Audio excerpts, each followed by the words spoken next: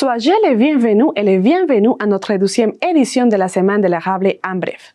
Aujourd'hui, nous vous proposons d'entendre les questions et commentaires des citoyennes et citoyens de la ville et de la paroisse de Plessisville par rapport au projet de regroupement des municipalités.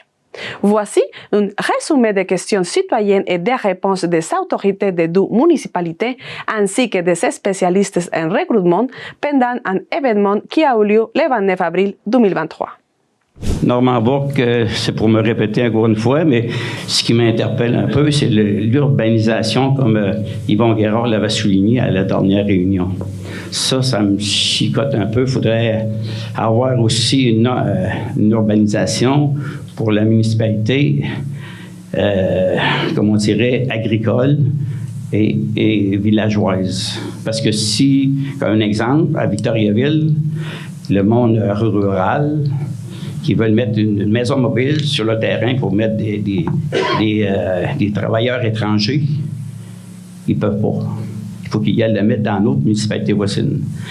J'entends vraiment ce que tu dis, Normand, puis on parle de l'agriculture, mais j'aimerais qu'on parle aussi du forestier, parce que ça aussi, ça fait partie d'un taux de taxe distinct. Là, on parle de l'agricole et du forestier. Il y a le même défi là, sur la relève qui va appartenir les deux. Le fond de terre est incroyable présentement. Je pense que comme municipalité, il faut accompagner ces propriétaires-là du mieux possible. Comme les propriétaires agricoles, il faut les accompagner. Il ne faut pas être là pour juste taxer, mais il faut leur donner des outils nécessaires pour faire face à ce qu'il attend. Au niveau de l'urbanisme, c'est sûr que nous autres, on en a parlé beaucoup. On veut garder le caractère rural, puis il y a le caractère urbain. Nous, ce qu'on souhaite présentement dans nos discussions, c'est de garder, je vois notre président du CCU qui est là à la paroisse, on aimerait garder 2 CCU. De la façon qu'on va le réaliser, je pense qu'on va être accompagné par le ministère, mais c'est de garder ces 2 réalités-là, puis tranquillement l'harmonisation, puis être le plus proche de la réalité des citoyens. Puis d'autant plus aussi qu'en 2024, on va avoir un nouveau rôle d'évaluation. Il va falloir faire avec. Fait que c'est ça qui est très important d'avoir un taux de taxation agricole. Là. Ça, c'est plus qu'important. Mais sachez qu'au niveau des règlements de l'urbanisme, parce que je fais rapport un peu à la question que Yvon avait posée il y a un mois, là. Il y a une majorité des règlements qui font partie de notre cahier d'urbanisme qui ne viennent pas des municipalités. Ça vient du provincial, puis ça vient d'un peu partout, ça vient du Code du bâtiment, puis ils nous obligent, nous, à faire respecter ces règlements-là. Puis je trouve ça odieux des bouts, parce que c'est facile pour eux autres, les gouvernements, de passer des règlements, puis ils vont dire, toi, tu vas les faire respecter. Bertrand Lecourt de la paroisse, moi, je veux simplement dire que je suis parfaitement d'accord avec la problématique forestière, agricole, tout ça, c'est tout à fait normal. Mais il y a aussi une problématique au niveau des résidents urbains de la paroisse. C'est que nous, pour s'y bâtir, on devait avoir des terrains de 20 000 pieds carrés, 40 000 pieds carrés, alors qu'en ville, peut-être 7 000, 10 000 pieds carrés à peu près. Alors, dans tout projet futur, il faudrait peut-être tenir compte un peu de cette réalité-là. Si jamais on fait des projets, si on fait ça au pied carré, on va être pénalisé. Je ne sais pas si vous avez envisagé la chose, pensé, mais c'est une réalité qu'on peut vivre en paroisse. On sait qu'il y a des problématiques, puis il va continuer à en avoir, mais il va falloir qu'on documente, qu'on monte un dossier solide pour avoir accès à une aide financière qui peut s'élever des fois à près de 95-98 %. OK, ouais. Non, simplement pour vous rappeler le problématique. C'est l'objectif qu'on a dit dès le départ des promoteurs, c'est que maintenant, ces 2 services, c'est pour que ça soit clair dès le départ. Puis vous voulez avoir des plus grands terrains, mais ça va être 2 terrains. Si vous avez la capacité. En tout cas, la possibilité de subdiviser nos terrains aussi, si ça a lieu, je ne sais pas quoi. Mais ça sera analysé. Des choses à vérifier. Gabriel Michaud, moi, je suis contribuable aux 2 places. J'ai ma résidence sur le territoire de la ville, puis mon érablière dans le 10e rang sur le territoire de la paroisse, bien sûr. Puis bien beau, vous faites des efforts présentement et les ententes, vous les renouvelez, mais comme Jean-François, tu l'as dit, quand on négocie une entente, après ça, il faut l'appliquer. Les interlocuteurs, des fois, changent. Puis on trouve l'entente peut devenir source de mésentente à un moment donné. Ça fait que, moi, je dis qu'en 2023, les raisons pour lesquelles on devrait se regrouper, là, j'en trouve facilement. J'ai passé des doigts d'une main. Maintenant, les raisons pour ne pas se regrouper, il faut que je travaille un peu plus fort, puis j'ai trop des doigts d'une main pour trouver des raisons pour ne pas se regrouper. Fait qu'on n'est pas à l'endroit où on devrait être. C'est le climat qu'on a eu dans le passé, ça n'a pas aidé. Ça n'a pas aidé au niveau économique. Puis on sait qu'il y a des investisseurs, des contracteurs, là, qui l'ont eu rough, ils l'ont eu dur. Puis les citoyens aussi. Fait qu'on veut... on est capable d'être ailleurs, puis on est capable de changer ce rang-là. C'est pas vrai qu'on doit être à cet endroit-là. On mérite pas ça, on mérite d'être ailleurs. Alors, Claire Vigneault, je suis résidente en paroisse de Plessisville. Ma question va s'adresser aux personnes du MAMACH concernant l'étude d'opportunité que vous nous avez présentée.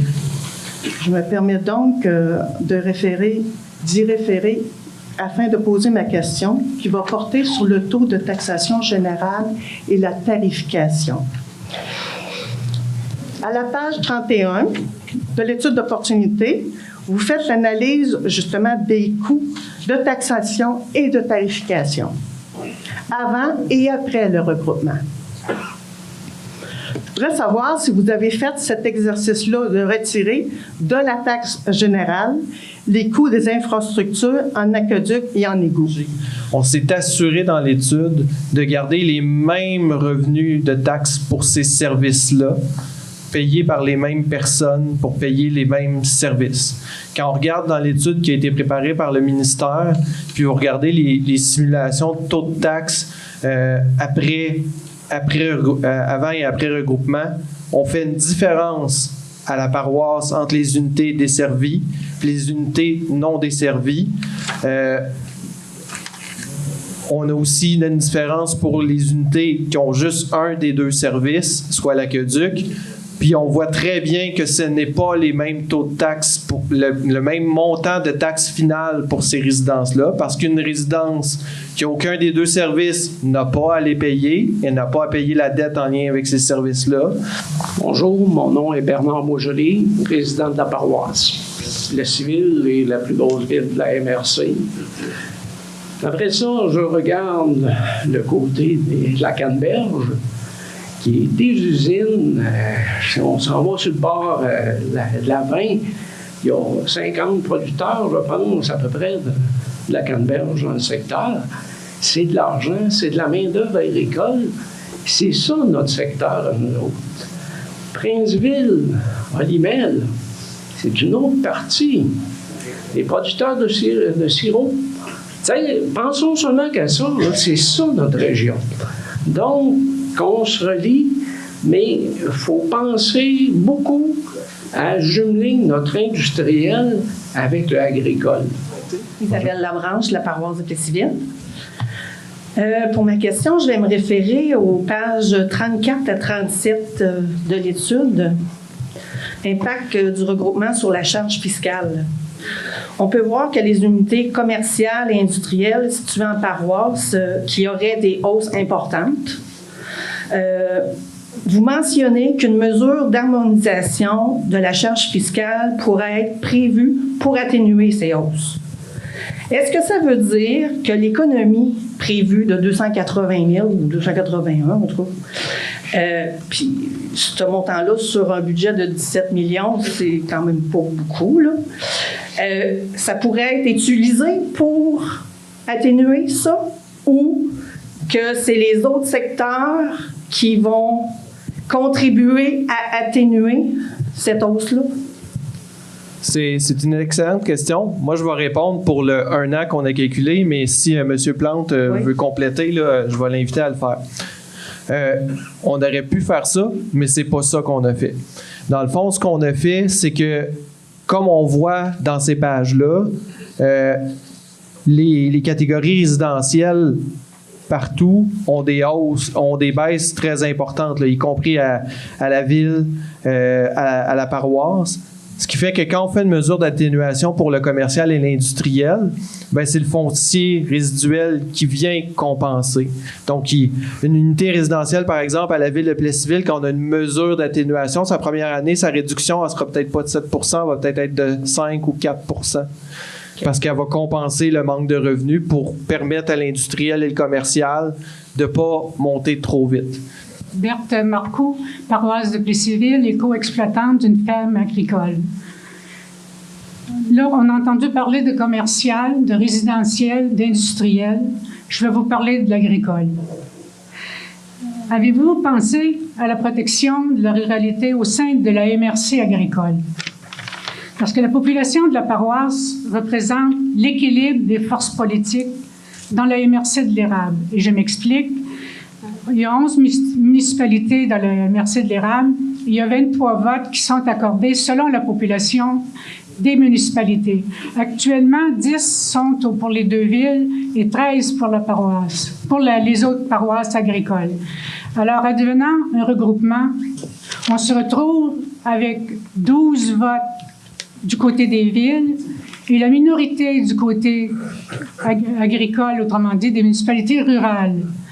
Alors là, à ce moment-là, ça va ouvrir la porte à des règlements municipaux et régionaux abusifs envers les minorités agricoles et rurales qui n'auront pas leur mot à dire parce qu'ils vont devenir, autrement dit, minoritaires. Alors, c'est ça que je voulais que vous réfléchissiez à cette partie-là pour essayer d'instaurer un mécanisme qui ne pénalise pas, qui ne donne pas le plein pouvoir aux villes, puis qu'on abandonne les municipalités rurales. Ça, c'était mon commentaire. Mais j'ai une question. Je vais essayer d'être assez vite. Aujourd'hui, vous nous présentez une étude de regroupement avec la ville, Monsieur le maire. Pourquoi on n'a jamais entendu parler de regroupement avant? Pourquoi si peu d'informations?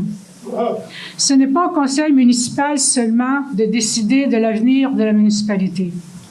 C'est vrai, vous avez été élu sur la promesse d'entretenir de saines relations avec la ville et justes et équitables, avantageuses pour les deux parties. Vous les avez réussi. Et vous avez aussi promis que vous metteriez le citoyen au centre des décisions. Alors, il est temps, Monsieur le maire, d'arrêter le processus et de demander aux citoyens s'ils veulent vraiment un regroupement, ce qui n'a pas été fait. Le conseil municipal est parti de l'avant avec le projet, mais les citoyens n'ont pas été consultés. Pourtant, on a le mouvement, l'organisme municipal. Vous auriez pu nous parler dès le départ du projet que vous fassiez, mais vous ne l'avez pas fait.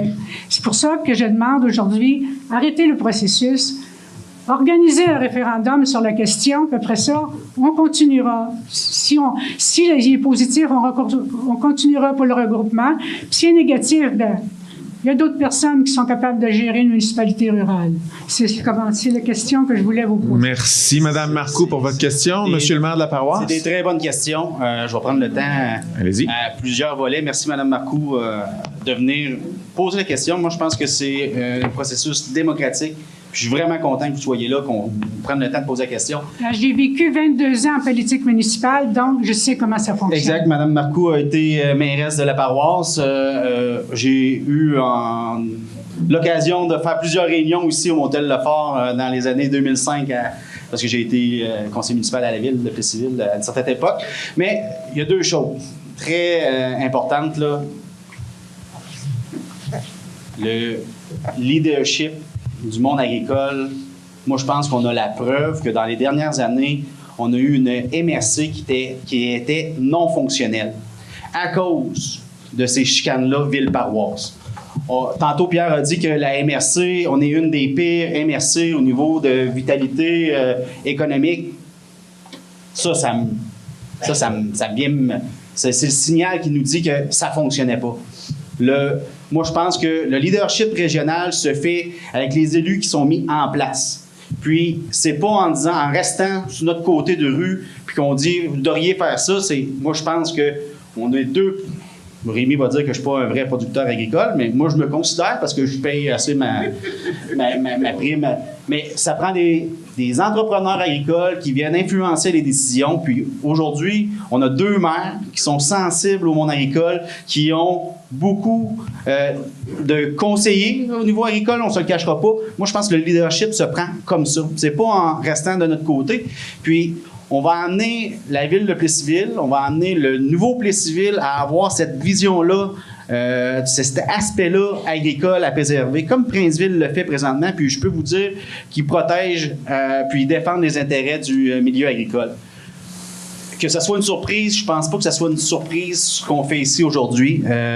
Dès notre début de mandat, on n'avait pas un mois d'élu, on a dû faire un budget municipal. Puis, à l'intérieur du budget, on a mis un 25 000 $ pour une étude de regroupement municipal. Donc, déjà, en partant, il y avait l'intention de réaliser l'étude.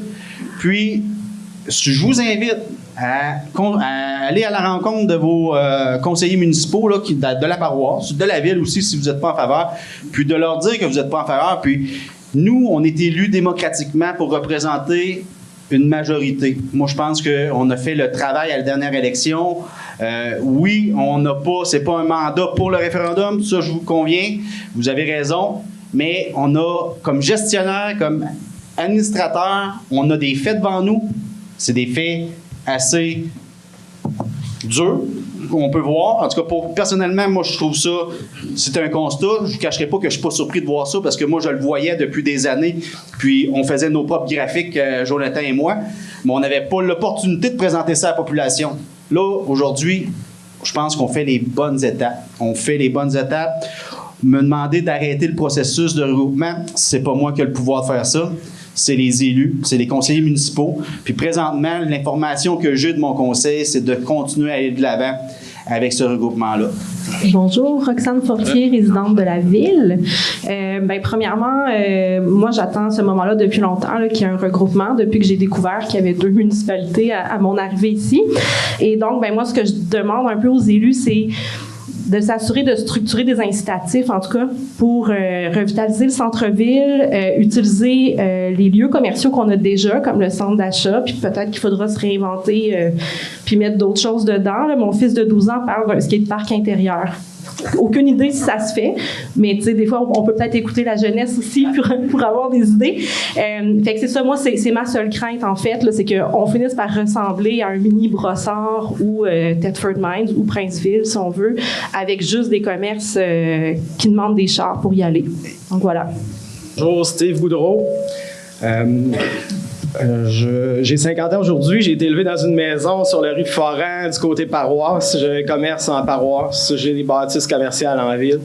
Je voulais venir ici le dire comment moi je me sens là-dessus. Je sens que si Plessisville veut grandir et tout ça, on va devoir en payer des taxes, c'est sûr et certain. Je comprends la réalité, je n'ai pas la même là, que les agriculteurs et tout ça. Mais moi, je suis fier d'être là. Je voulais être à Plessisville. Je suis content quand même d'en payer des taxes ici. Puis je vais te le dire. Puis la chicane, tu sais, c'est sûr, moi, j'avais pas aimé ça. J'ai pas aimé ça vivre là-dedans. J'ai des très bons amis qui sont agriculteurs, très bons amis dans le commercial aussi. Mais moi, je trouvais que votre projet semblait bien. Bonjour, Richard Tachereau, résident de la paroisse, commerçant en ville. Écoutez, les études, les hypothèses qui ont été mises là m'apparaissent parfaitement plausibles. 280 000 $ d'économie, je trouve que c'est pas rien. C'est beaucoup d'argent. Peu importe sur le chiffre sur lequel on le rapporte. Et à ça, je pense qu'il faut ajouter aussi ce qu'on ne dépensera plus à négocier des ententes. Négocier des ententes, c'est du salaire. Ces derniers temps, c'était des frais d'avocat. J'ai rien contre les avocats, mais ça coûte cher. Mon nom, c'est Jimmy Vigneault, mais je vais faire ça court.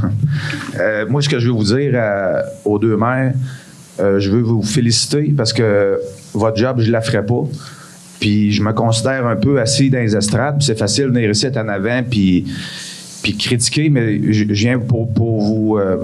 je veux vous lever mon chapeau à vous, vos équipes. Je suis 100% avec vous autres. J'ai des terrains en paroisse, puis en ville, puis j'ai hâte de payer mes comptes de taxes rien qu'à une place.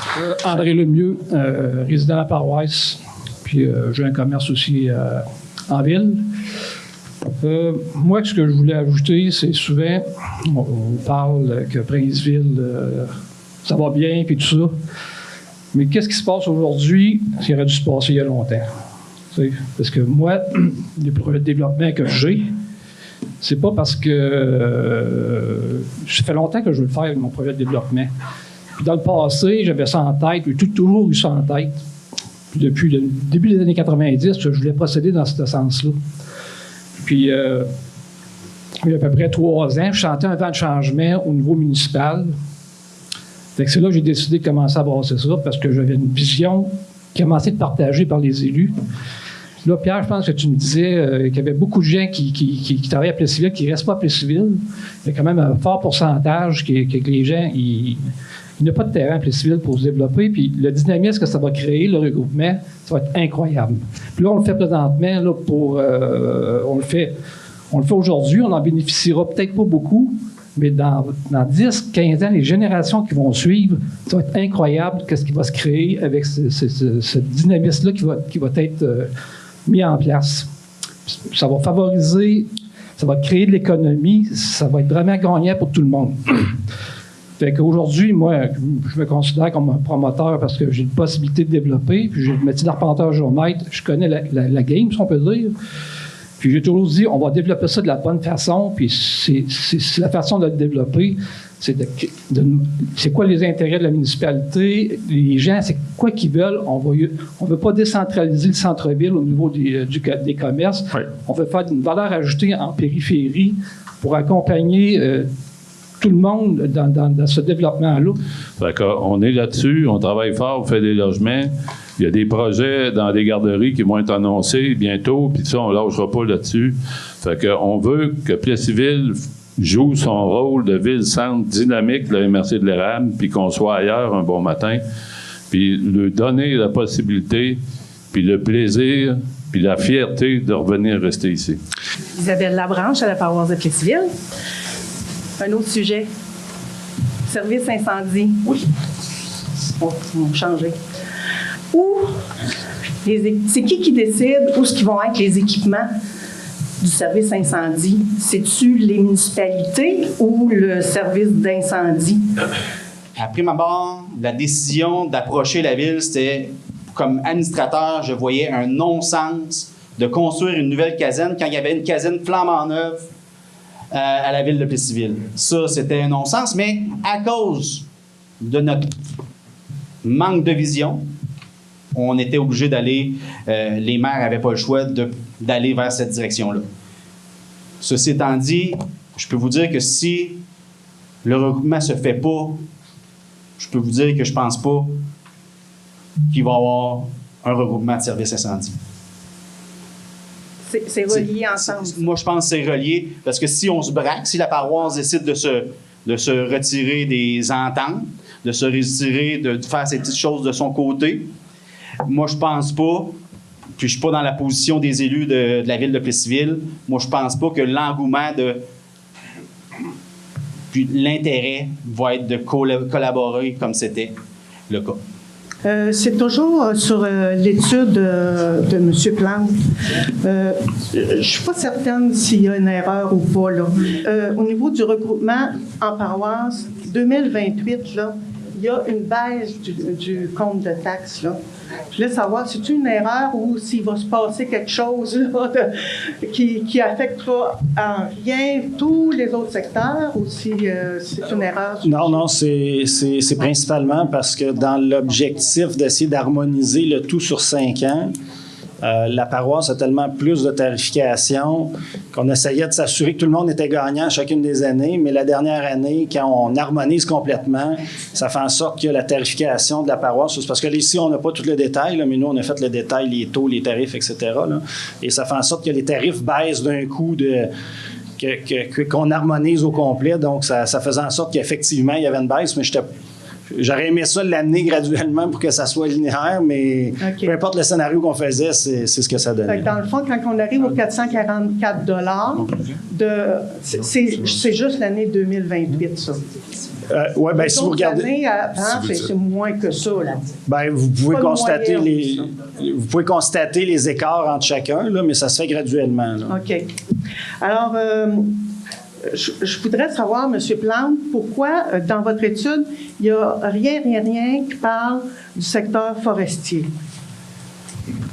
Bien, le secteur forestier, je vous dirais, il y avait une limite là, dans les éléments, mais ça pourrait faire partie de la même chose que le taux agricole. Là. Dans les faits, le taux du secteur forestier est introduit là, il y a quelques années qui permet d'aller à un taux inférieur Donc là, ça sera au conseil de prendre la décision, par exemple, comme on m'a demandé d'avoir un taux spécifique à la catégorie agricole et de le diminuer légèrement, donc dans les différents scénarios, le forestier pourrait suivre la même progression. Historiquement, on retrouvait la catégorie forestière se retrouvait, je dirais, en partie dans l'agricole puis en partie dans le résidentiel.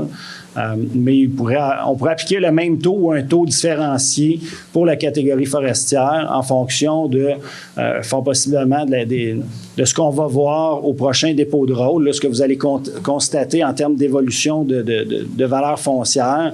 Peut-être s'il serait pertinent d'ajouter un taux forestier. Il faut comprendre que l'effet de réduire un taux, là, autant au niveau agricole qu'au niveau forestier, dans ce cas-ci, là, parce que c'est les seules catégories qu'on peut baisser les taux, toutes les autres, on peut les augmenter. C'est dans un souci d'équité. Donc, on le voyait tout à l'heure, là, sur 76 % je pense, au niveau de l'agricole. En ayant appliqué un taux réduit, toutes les catégories auraient eu la même augmentation. Donc, on aurait amené une augmentation uniforme au niveau de chacun des secteurs. Merci beaucoup, M. Plante. Juste rapidement, juste préciser, Mme Vigneault, que c'est une volonté de faire un taux forestier aussi, là. Oui. C'est agricole et forestier. Sauf qu'en si on tant veut le que mettre propriétaire de terres forestières, on ne peut pas voir dans l'étude l'impact de cela pour les 5 prochaines années. Non, c'est pas. Mais vous comprenez que ça va ressembler à l'agricole. Ouais. Vous avez entendu un résumé des questions des citoyennes et des citoyens de la ville et de la paroisse de Plessisville par rapport au projet de regroupement des municipalités. Si vous voulez approfondir sur le sujet, vous pouvez regarder nos émissions de Rable approfondies en ondes tous les samedis jusqu'au 20 mai 2023. Après la diffusion en ondes, nos émissions sont aussi disponibles dans notre site internet www.tvce.org. Nous serons de retour dans 6 jours pour notre première édition de l'Érable approfondie avec plus d'informations à partager. Passez une excellente semaine.